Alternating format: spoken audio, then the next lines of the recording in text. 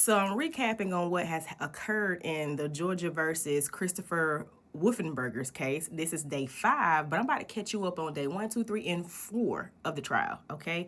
This is Chris Wolfensberger's daughter, okay? She testified on day 3 that she was raised by Chris's parents, which are her grandparents. However, she was raised believing that her grandparents were her biological parents.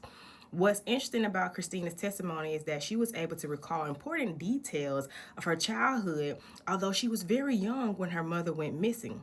It's interesting that Christina did not learn Christopher was her biological father until she was in high school. So this entire time that this woman was supposedly have left you, you never told her that who her biological mom was. Okay, keep up. She testified that she found hidden photographs of her mother and was discouraged from asking about those pictures. And those pictures were later removed from the home and placed outside in the shed. Help me understand why you not telling your daughter who her biological mother is if you ain't got nothing to hide. I'm just saying. This is a T right here. Christina testified that in 2003, while at her mother Melissa's funeral, she recognized Norma Patton as a woman who had shown up at their house a few years prior, demanding answers as to Melissa's whereabouts. This conversation was also testified by Norma when she took the stand.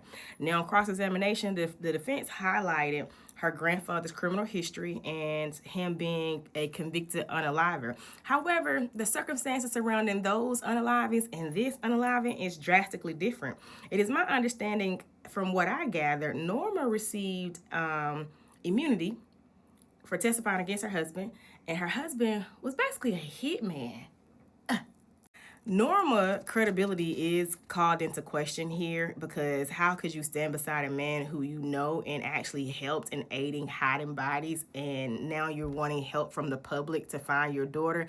Quite interesting story. However, I do believe Norma, because what woman would turn in her, well, I don't want to say that, but she turned in her husband and was wanting to find answers regarding to her daughter's disappearance, and has spoken on several different podcasts. But Norma is also a woman who has a history of abuse. You know, I think that she's an old traditional woman, and she believed in sticking by her man, and she stuck by her man up until his passing last year.